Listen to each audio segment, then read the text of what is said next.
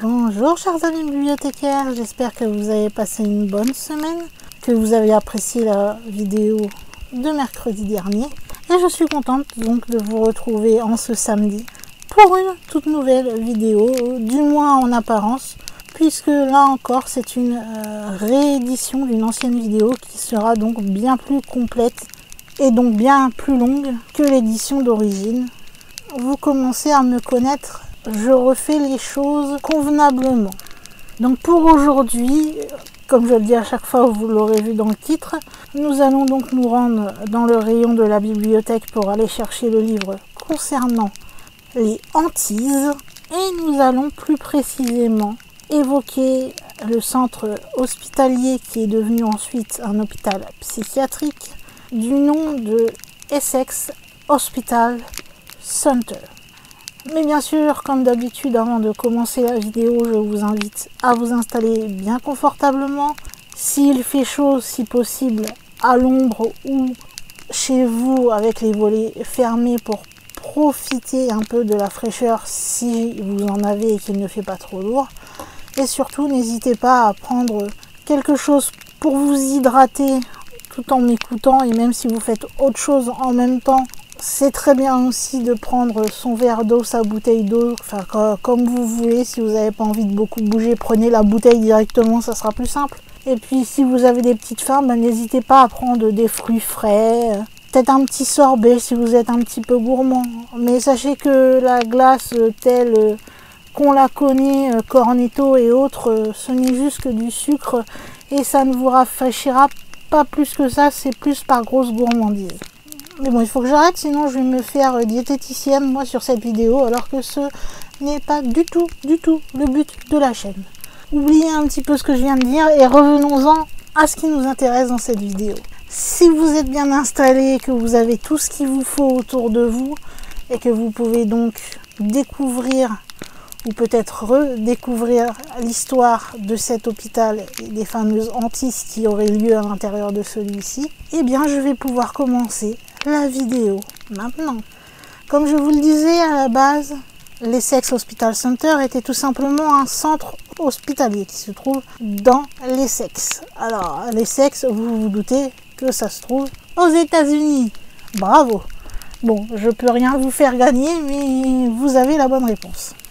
On le connaît aussi sous le nom de l'hôpital Overbrook ou d'asile Overbrook ou tout simplement Overbrook, qui se situait aux alentours du 125 Fairview Avenue dans le canton de Cedar Grove dans le New Jersey. Pendant de nombreuses décennies, il y a pas mal de rumeurs qui vont commencer à circuler parlant de fantômes qui hanteraient le terrain de cet hôpital. S'il y a vraiment des fantômes qui sont présents dans cet hôpital, il faut se demander combien de ces âmes qui ont été troublées pour rester encore parmi nous ont trouvé la mort, malheureusement, dans les murs de cette institution, alors que normalement il était censé être là pour leur bien-être. Vous savez à peu près, je pense, le plan que j'ai pour cette vidéo. Je vais d'abord vite fait vous situer Cedar Grove pour que vous sachiez un petit peu mieux où se trouve l'hôpital. Après, je vous parlerai de l'histoire de l'hôpital. Je parlerai ensuite des faits paranormaux qui se sont passés à l'intérieur de cet hôpital et ce qu'il en est aujourd'hui de celui-ci.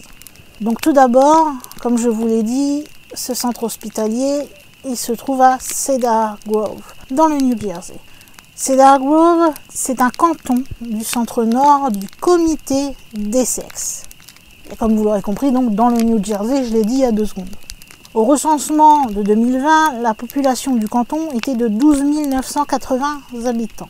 Selon le magazine New Jersey Monthly, Cedar Grove est le 4e meilleur endroit pour vivre dans le comté d'Essex et le 17e meilleur endroit pour vivre dans son classement 2008 des meilleurs endroits où vivre dans le New Jersey. Ce qui est maintenant Cedar Grove, initialement était incorporé par un acte de la législature du New Jersey en tant que canton de Verona le 7 février 1892. Et on avait créé ce canton à partir des différentes parties du canton de Caldwell. Ces cantons donc vont être pris pour créer ce fameux arrondissement donc de Verona ou Vérone en bon français. Et tout ça s'est fait sur la base des résultats d'un référendum qui s'est tenu le 30 avril 1907. Le 9 avril 1908, on va choisir officiellement le nom de ce nouveau canton qui sera donc Cedar Grove.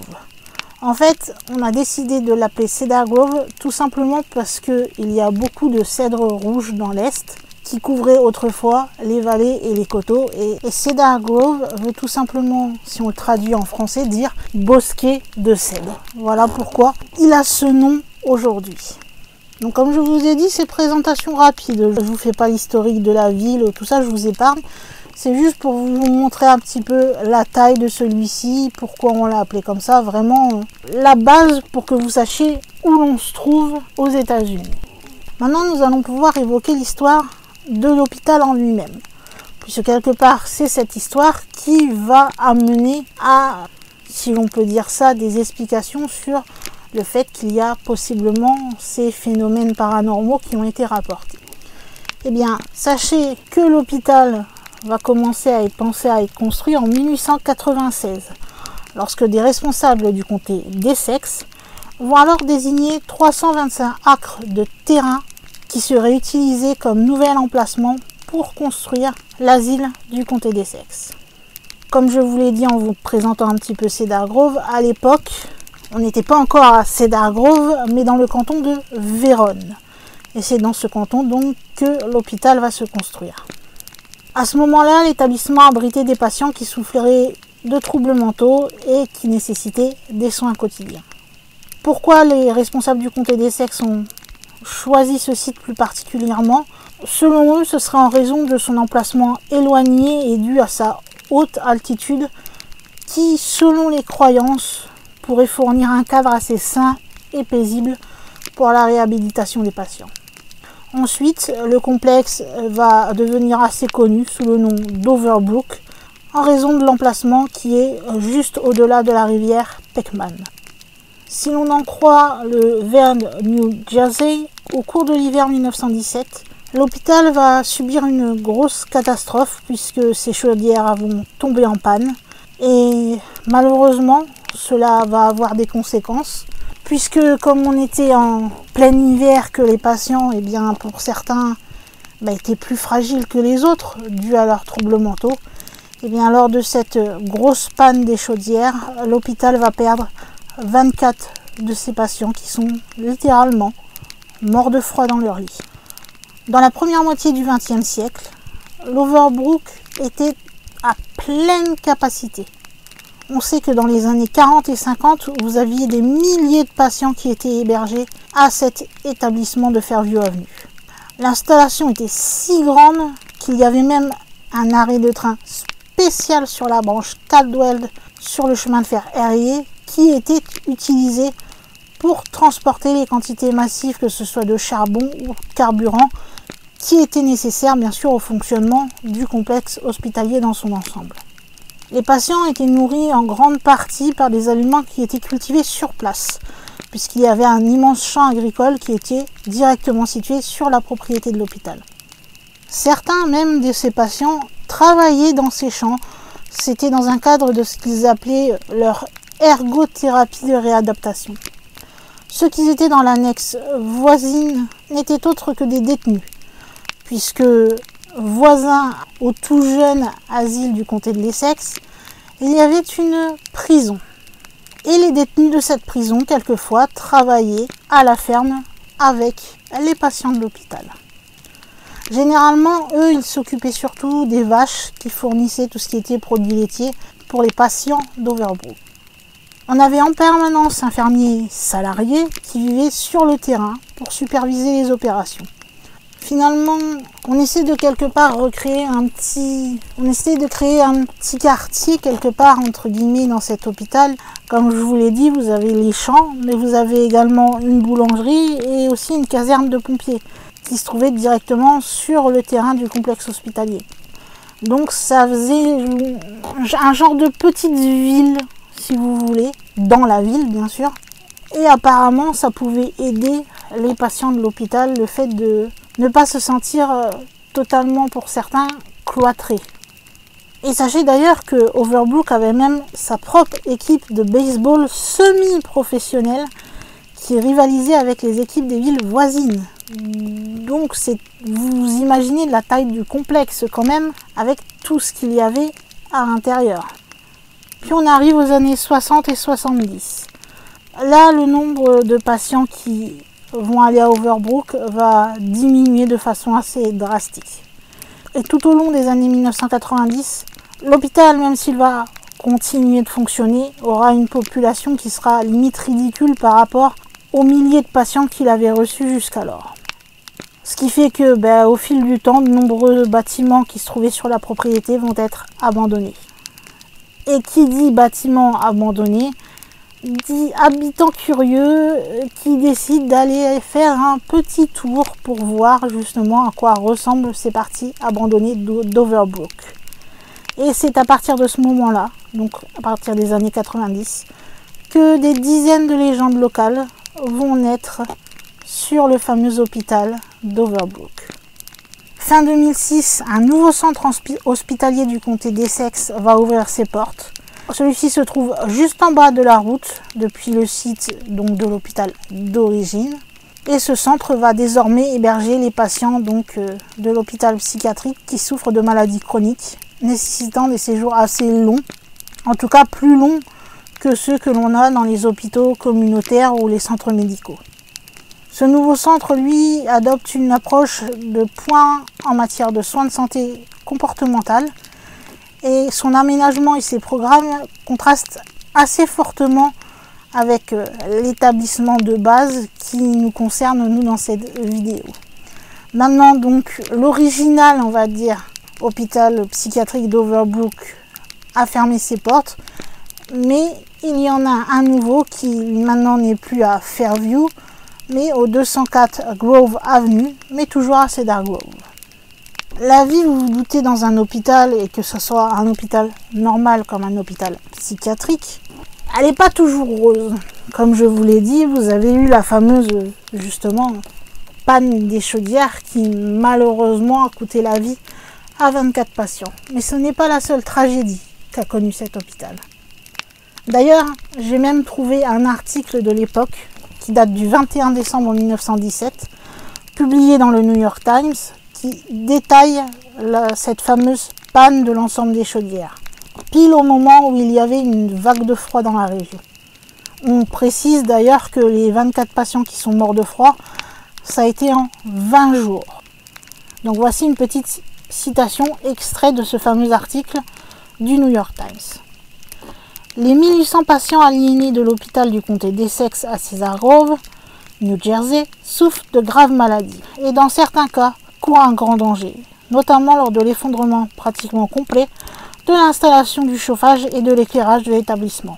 Les dortoirs des patients sont pratiquement sans chauffage à cause de cette panne et ils ont été dès lors submergés par la vague de froid qu'il y a en ce moment.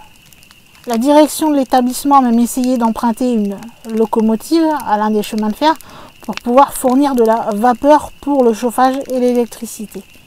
Au cours des 20 jours que va durer la panne, depuis le 1er décembre jusqu'à ce que les chaudières se remettent en marche, il y a eu 24 décès dans l'établissement, contre 8 pour tout le mois de l'année passée.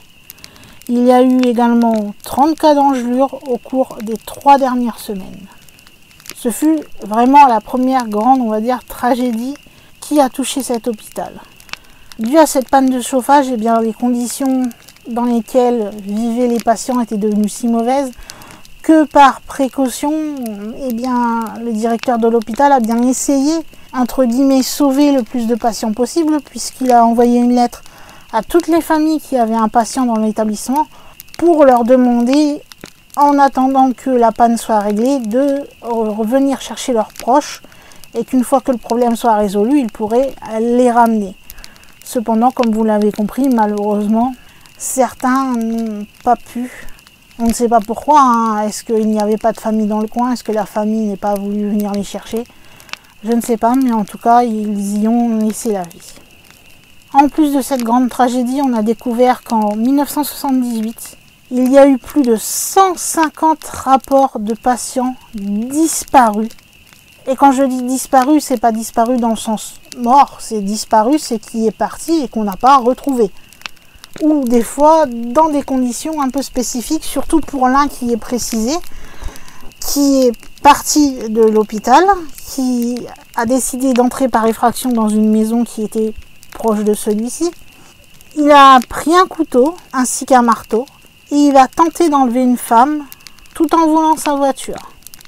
Il y aura d'autres incidents à cause des patients évadés qui vont montrer que les soins prodigués à cet hôpital n'étaient pas vraiment à la hauteur des normes qu'ils auraient dû être à l'époque. Peut-être était-ce dû à la surpopulation de celui-ci, cela peut être une explication. En tout cas, on estime que plus de 10 000 personnes sont mortes pendant leur séjour à Overbrook. Et certains croient même que certaines armes tourmentées errent encore le bâtiment. Et justement, qu'en est-il? Puisqu'il y a eu pas mal de personnes qui ont décidé que ce soit des émissions officielles comme Ghost Adventure par exemple, que ce soit plutôt des urbexeurs ou des chasseurs de fantômes un peu moins connus qui sont allés sur le terrain voir ce qu'il en était, eh bien j'ai pu avoir différentes histoires concernant ce lieu sur ce qui a été vécu au niveau phénomène paranormaux. Tout en vous rappelant qu'à cette époque-là, l'Overbrook, c'était quand même une facette centrale de l'histoire du comté d'Essex. Et cela pendant tout le XXe siècle. Mais justement, à cause des tragédies qu'il y a eu et des nombreux morts qu'il y a eu, eh bien, plus tard, c'est devenu toujours une facette centrale, mais plutôt pour des légendes locales de la région, nous allons dire. Ce que j'ai oublié de vous préciser, c'est que lorsqu'on a construit l'hôtel, on l'a fait au pied d'une colline.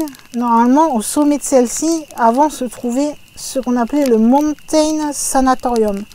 C'était une installation qui était utilisée pour traiter les patients tuberculeux. C'est le principe des sanatoriums. Mais on y traitait aussi les enfants égarés et les toxicomanes.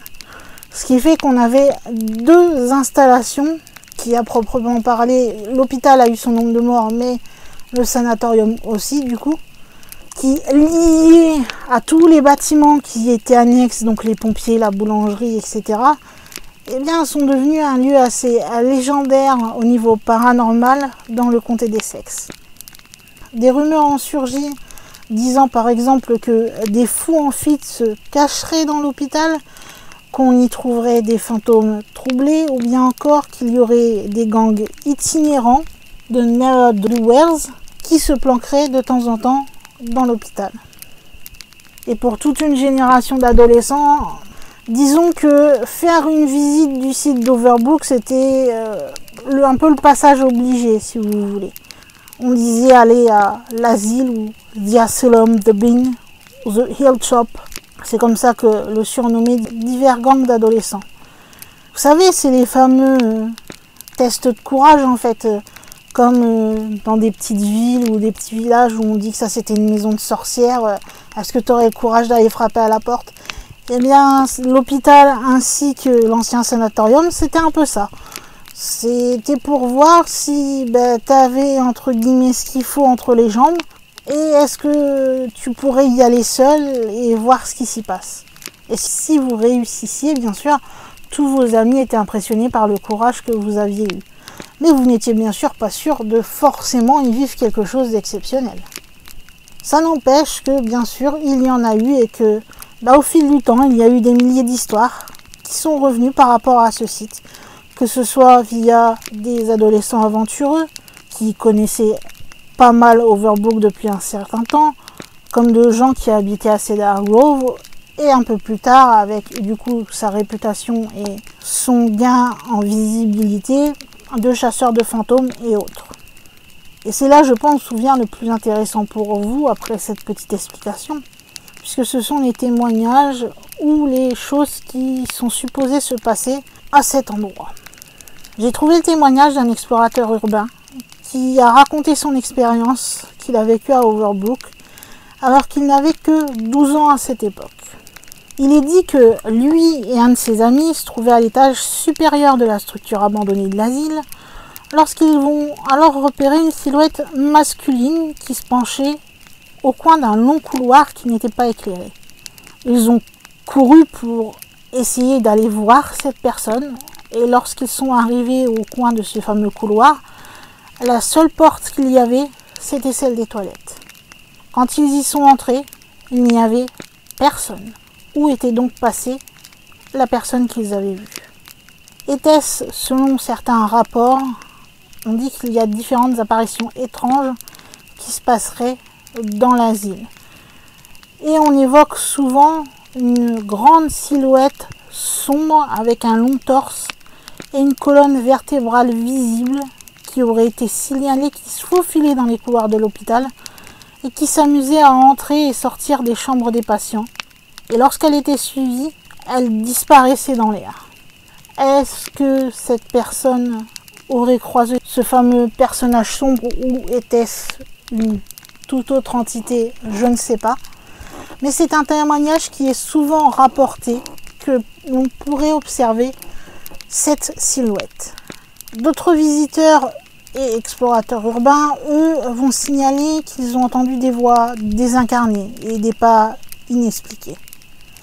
Deux autres personnes, du nom de Tagliarini et Matthews, vont avoir une rencontre qui ne peut être facilement explicable. Je cite leur expérience. J'étais seule, filmant un vieux lit d'hôpital avec la caméra infrarouge. Et j'ai regardé dans le couloir. J'ai alors vu une ombre.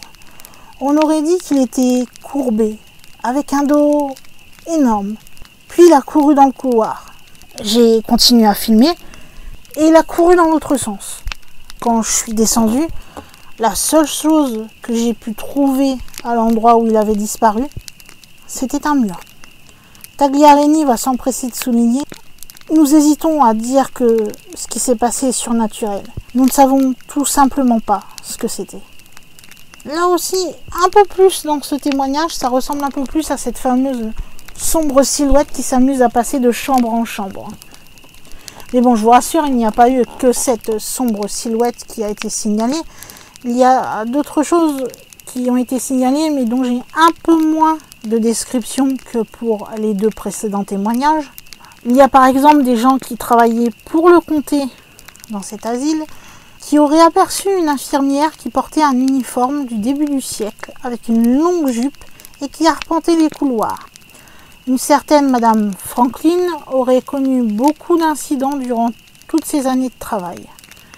Monsieur Feinberg, lui, nous raconte qu'un jour il marchait dans l'un des bâtiments et que lorsqu'il était arrivé à l'étage, il a senti comme si quelqu'un ou quelque chose ne voulait pas de lui à cet endroit-là. Lorsqu'il est arrivé devant une chambre presque au bout du couloir dont la porte était fermée, il va ouvrir la porte et à ce moment-là, il sentira un courant d'air froid qui va totalement le traverser. Selon lui, c'est comme si quelqu'un était passé au travers de lui et il aurait ressenti que cette chose n'était pas content que cette porte ait été ouverte. En ce qui concerne Madame Feinberg, elle aurait la sensation désagréable d'être observée lorsqu'elle se trouve dans le bâtiment. Une fois, elle a crié qu'elle voulait sortir car elle ressentait comme une présence assez hostile. Vous avez un réalisateur aussi, Chris Notaril, qui avait décidé de tourner un film dans les anciens bâtiments de l'hôpital. Il fait les scènes qu'il a besoin et il va remarquer que à un moment dans son scénario, il y a une des scènes où vous avez un docteur qui doit parler à un enfant qui vient juste d'arriver à l'hôpital. Et à un moment, le docteur va parler, mais le garçon ne répond pas. À ce moment-là, dans la scène, il est écrit que le docteur doit dire « Allô » pour essayer de faire réagir le garçon. Un peu énervé, on va dire. Il tourne la scène, c'est mis en boîte, et ce n'est que plus tard, lorsque Chris va regarder les images et donc réentendre le son de la scène, qu'il va se rendre compte qu'une fois que l'acteur qui joue le docteur dit « Allô », derrière, il entend une autre personne qui est plus bas donc, et qui répète ce fameux « Allô ». Alors qu'à ce moment-là, à part le docteur qui avait dit sa réplique, il n'y avait personne qui parlait. On a un certain aussi monsieur Hamilton qui aurait pris plusieurs photos à l'intérieur du bâtiment et qui a remarqué quelque chose qu'on appelle plus familièrement un orbe. Monsieur Chaffee lui raconte que dans les tunnels de l'asile, quelqu'un aurait déjà entendu quelqu'un d'autre appeler à l'aide lors de la fermeture de l'établissement, mais quand ils ont essayé de savoir d'où cela pouvait provenir, il n'y avait personne. En ce qui concerne l'équipe de Ghost Adventure, Zach Bagans, qui fait partie de l'équipe, a lui aussi vécu quelque chose dans cet hôpital. Une main lui aurait pris le bras. Sur la photo que je vais vous mettre en fond, on peut voir une sorte de main, en effet, d'ombre de main, si on pourrait dire, qui tente d'attraper le bras de Zach. Et si on observe bien la photo, on peut voir qu'il n'y a personne qui ne le touchait à ce moment-là, ou qui faisait un geste qui pourrait être un reflet, puisque en plus, généralement, ils font leur enquête dans le noir, ils n'ont pas de lumière qui pourrait faire un reflet ou un effet d'ombre. Et bon, vous pouvez voir sur la photo ce qu'il en est et vous vous ferez une idée. Au rez-de-chaussée du bâtiment 5, monsieur Chaffee allait à ce moment-là réinitialiser les avertisseurs d'alerte à incendie quand il a vu une apparition noire au bout du couloir. C'était comme une tête avec des épaules, a-t-il dit. Au premier étage du même bâtiment, donc le bâtiment 5, des gens se sentiraient souvent agrippés par quelque chose. Et pour terminer, et je pense qu'il y a d'autres témoignages trouvables, mais après, ça ferait une bien longue vidéo, mais c'est tout ce que j'ai pu trouver en regardant des vidéos et en lisant des articles de chasseurs de fantômes. On dit aussi qu'une lumière bleue clignotante serait visible dans les tunnels alors qu'il n'y a aucune source de gaz. Sachez en tout cas que cet hôpital est tellement connu, entre guillemets, par rapport à ces phénomènes paranormaux qui s'y passent, et bien qu'il y a eu pas mal de tournages qui se sont effectués, aussi bien pour des films, puisque généralement ceux qui font des films d'horreur ou des films un peu paranormaux aiment bien ce genre d'endroit justement qui fait assez authentique. Et vous avez justement beaucoup de films de 2007, Méthodique et Subject 87, qui vont être tournés dans cet ancien hôpital psychiatrique. L'hôpital a aussi été un lieu de tournage pour le film Shock en 2008. Après, on en vient un peu plus à ce qui est paranormal, puisque c'est en 2008 que peut-être certaines personnes vont découvrir l'histoire et possibles phénomènes paranormaux de cet établissement, puisque Zach Bagans va unir avec l'équipe de Ghost Adventure et l'épisode sera diffusé sur Travel Channel. À cette époque, bien sûr, on ne sait pas de quel hôpital il s'agit, puisque pour des raisons de confidentialité, le nom et l'emplacement n'ont pas été révélés lors de l'émission. En 2009, c'est Ghost Hunter Sci-Fi qui va aller y faire un petit tour. Donc vous y aurez un épisode de Ghost Hunter, un Ghost Hunter Live Halloween, Countdown, mais aussi un Ghost Hunter Academy qui auront lieu dans ce fameux bâtiment. On a un écrivain du nom de Wheeler Antabanes qui va beaucoup écrire sur le centre hospitalier du comté d'Essex. D'ailleurs, il y a une page web sur l'Overbook où vous pouvez voir des vidéos, des photos, des essais concernant le centre hospitalier abandonné et même de la documentation sur quelque chose dont je vous parlerai juste après. L'hôpital va être également un lieu utilisé pour le film interactif en ligne White Enamel. Dans l'histoire donc de ce film, l'hôpital est désigné sous le nom fictif de Glenfield Psychiatric Hospital. En 2017, il va y avoir un livre de poche intitulé Image of America Essex County Overbrook Hospital qui sera publié par Arcadia Publishing, où on va y détailler l'histoire complète du complexe, donc de tous les bâtiments dont je vous ai parlé.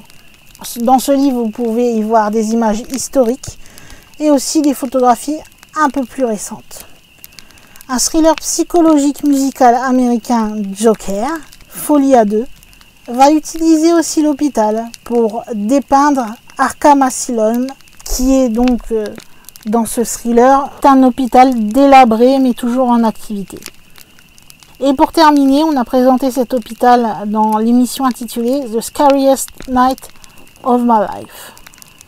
Donc vous voyez qu'on en a quand même pas mal entendu parler et qui est quand même assez connu niveau paranormal. Et surtout, je pense que certains ont dû forcément le voir, puisqu'à un moment, il y a eu un grand boom des émissions sur le paranormal, notamment justement de Ghost Hunter et de Ghost Adventure. Moi, à un moment, je vais pas vous mentir, il y a une époque où je passais mes soirées, voire mes nuits complètes, à regarder Ghost Hunter et Ghost Adventure. Et je vous rassure, ça ne m'empêchait pas de dormir. Est-ce qu'il y avait des gens comme moi qui, une fois qu'ils avaient, à l'époque bien sûr, découvert ces émissions, étaient focalisés dessus et n'arrivaient plus à s'en détacher? Bien sûr, je ne dis pas que tout ce qui se passait dans ces émissions était forcément véridique. Enfin voilà, ça reste une émission télé, mais ça n'empêche que quand on est passionné de paranormal, eh bien c'est quand elles sont assez bien faites, entre guillemets, je dis bien assez bien faites, parce que voilà, on pourrait toujours trouver à redire, eh bien c'est le genre d'émission qui tient quand même en haleine. Et puis il y avait quand même la personnalité des gens, quoi, la personnalité de Zach, et ça y est, j'ai un trou de mémoire, vous me le redirez dans les commentaires, des deux, entre guillemets, chefs de Ghost Hunter, qui quand même étaient, on va dire, un point fort de ces deux émissions. Vous me direz, maintenant que vous connaissez son histoire passée, les phénomènes paranormaux qui apparemment auraient lieu dans cet établissement, qu'en est-il aujourd'hui? Eh bien, j'ai le regret de vous dire que si vous aviez envie, comme ça, de faire un petit tour à Cedar Grove pour aller voir ce fameux hôpital abandonné, que vous feriez chou blanc, puisque en effet, depuis, cet asile a été démoli. Comme il n'y a plus de bâtiments, il y a un peu moins de personnes qui y vont, bien sûr, donc les rapports d'activité paranormale, eux aussi, ont pas mal diminué. Cela n'empêche que certains visiteurs y vont toujours, puisque maintenant ce sont des parcs qui ont été construits à la place, et ils disent que de temps en temps, ils vivraient des expériences, et on pense finalement que même si les bâtiments ne sont plus là, il y aurait une certaine énergie qui se serait lié à la terre et qui ferait que l'on pourrait encore ressentir des choses, même si eh bien, il n'y a plus aucune trace de l'hôpital du comté d'Essex. Après, on n'a pas été non plus demandé aux propriétaires qui ont acheté les maisons qui se trouvent justement maintenant sur le terrain où était l'hôpital, vivaient des événements bizarres ou des événements fantomatiques. Et s'ils en vivent, en tout cas, ils gardent bien le silence sur ce sujet. Enfin, quelque part, on ne saura jamais avec certitude ce qui se passe actuellement au niveau des activités paranormales, vu que maintenant, ça a été transformé. Est-ce que, en effet, la Terre aurait quelque part absorbé l'énergie des lieux et l'énergie des amérantes qui auraient pendant des années hanté le bâtiment? Cela reste possible, hein. De toute façon, on le sait que c'est possible. Mais en tout cas, à l'heure actuelle, tout ce que je peux vous dire, c'est que pendant des années, on a réfléchi à ce qu'on pourrait faire de ce bâtiment. Et finalement, on a décidé que ces anciens hôpitaux de Cedar Grove seraient démolis. C'est le porte-parole du comté, Anthony Pugliese, qui va déclarer officiellement que la propriété de ces hôpitaux deviendrait finalement un parc. Cette déclaration a été faite en 2015 et on a fini le projet en 2017. Depuis maintenant, les 77 acres qui ont été achetés par le comté sont en partie un parc. Et comme je vous le disais par rapport aux gens qui y habitent, il y a quelques maisons également qui sont sur le terrain. D'ailleurs, le parc qui a été construit à cet emplacement, il fait partie maintenant du 23e espace à être ajouté au système de parc du comté d'Essex. C'est un peu plus compliqué quand il y a des changements comme ça. Après, vous l'avez vu avec tout ce que je vous ai cité des différentes personnes qui avaient vécu des choses, que ça avait l'air d'être un endroit quand même qui apparemment avait pas mal d'activités, mais que depuis, ça s'est un peu calmé, mais peut-être aussi que comme ça fait presque 10 ans qu'il est démoli, puisque dans 2 ans ça fera 10 ans qu'on l'a démoli, peut-être que certains ne savent même plus que l'hôpital se trouvait là ou ne font plus attention. Ils pensent que puisque les bâtiments ne sont plus là, il y a forcément plus d'activité paranormale. Mais apparemment, selon certains, ils sentiraient des choses assez bizarres encore. Donc comme je le disais, est-ce que l'énergie résiduelle ou encore des fantômes, même si le bâtiment a été démoli, sont restés sur la terre, ont été liés du moins à la terre du bâtiment et que même en enlevant celui-ci, ils sont toujours là? Je ne sais pas, c'est une explication possible, mais en tout cas, ce qui est sûr, c'est que on a moins de témoignages et on a moins de choses à dire sur les phénomènes qui se passent maintenant que cet endroit est devenu un parc avec de nouvelles maisons. Donc tous les phénomènes que je vous ai rapportés, vous l'aurez compris, c'était quand le bâtiment et tout le complexe avec le sanatorium, tout ça, était encore debout. Voilà tout ce que je pouvais vous dire en ce qui concerne l'ancien hôpital psychiatrique du comté d'Essex. Je ne sais pas si vous avez découvert l'histoire de ce bâtiment et des phénomènes qui s'y rapportaient, ou si vous connaissiez peut-être déjà celui-ci. Comme je vous l'ai dit, il a l'air d'être quand même assez connu au niveau paranormal. En tout cas, vous savez que vous pouvez me dire ça dans les commentaires, comme vous pouvez réagir à la vidéo, me donner des informations supplémentaires, peut-être que j'aurais oublié dans la vidéo, me conseiller d'autres lieux dont vous auriez envie que je parle, enfin... Tout ce que vous avez envie de me dire pour communiquer avec moi, vous pouvez tout simplement le faire en allant dans la section commentaires qui se trouve sous la vidéo.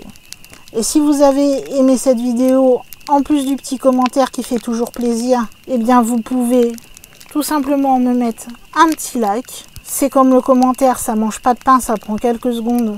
Et pour les petits youtubeurs que nous sommes, ça fait toujours chaud au cœur.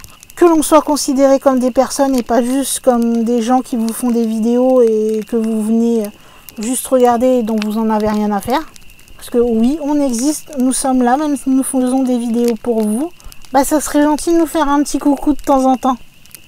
Et puis si vous découvrez cette chaîne avec cette vidéo, eh bien sachez que celle-ci, comme vous l'aurez vu, au nom que j'ai donné à cette chaîne est exclusivement dédié à tout ce qui concerne le paranormal et le surnaturel dans son large ensemble. Je vous recommande d'aller faire un petit tour sur la chaîne et d'aller du côté des playlists pour vous rendre bien compte de l'étendue des sujets qui sont abordés sur celle-ci. Et je pense fortement, si vous aimez le paranormal comme moi, qu'il y aura des sujets qui vous intéresseront. Donc surtout, n'hésitez pas à prendre quelques secondes, même pendant la vidéo, pendant que vous êtes en train de l'écouter, eh bien, pour aller voir le fameux petit bouton rouge s'abonner et cliquer dessus. C'est totalement gratuit, ça ne vous engage pas à grand chose. Au final, vous avez juste appuyé sur le bouton. On ne va pas vous harceler parce que maintenant vous êtes abonné. Ça, après, c'est à vous de gérer au niveau des notifications avec la fameuse petite cloche. Puisque si vous vous êtes abonné, normalement, il y a une petite cloche qui est apparue et vous pouvez dire si vous voulez recevoir, oui ou non, des notifications quand une vidéo sera publiée. Personnellement, bien sûr, vous vous doutez que je vous recommande de cocher la case pour recevoir toutes les notifications, sachant qu'il n'y a que 2 vidéos par semaine. Ça va, vous n'allez pas être embêté par 36 000 notifications venant de ma chaîne. Et comme ça, au moins, vous serez sûr, dès qu'une vidéo sera sortie, vous aurez plus qu'à aller dans vos notifs, cliquer sur le lien, vous installer tranquillement et découvrir un nouveau sujet paisiblement installé sans avoir à me rechercher ou à vous amuser à passer du temps à regarder si j'ai posté une nouvelle vidéo. En tout cas, n'oubliez pas que c'est important, si vous venez régulièrement sur cette chaîne comme pour les autres youtubeurs, de prendre ces fameuses secondes pour vous abonner. Ça ne vous coûte rien, ça ne vous engage à rien, vous ne payez rien. Mais pour nous, ça nous fait un bien fou de voir qu'il y a des gens qui, grâce à ce petit geste de s'abonner, montrent leur soutien. Donc montrez-moi votre soutien et votre amour pour le paranormal en vous abonnant. Et pour terminer, vous savez que vous pouvez partager cette vidéo aussi bien en parlant autour de vous que sur le net avec les blogs, les mails, les réseaux sociaux, les discussions en ligne comme les sites tels Reddit par exemple.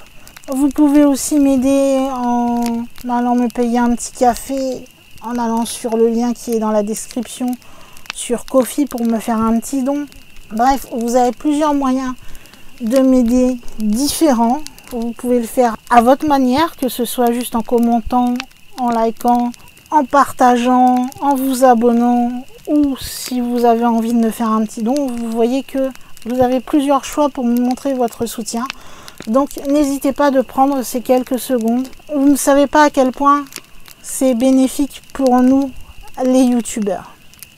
Eh bien, je crois, mes amis, après tout cela et après tout ce blablatage pour essayer de vous convaincre, il va être temps pour nous de mettre le point final concernant ce chapitre sur l'hôpital psychiatrique du Comté d'Essex, de fermer le livre et d'aller de nouveau le ranger dans la bibliothèque jusqu'à une prochaine vidéo concernant les hantises, et qu'il va être temps également pour moi en tant que gardienne de la bibliothèque de fermer les portes de celle-ci pour la dernière fois cette semaine, de vous souhaiter un bon week-end et de vous dire à la semaine prochaine.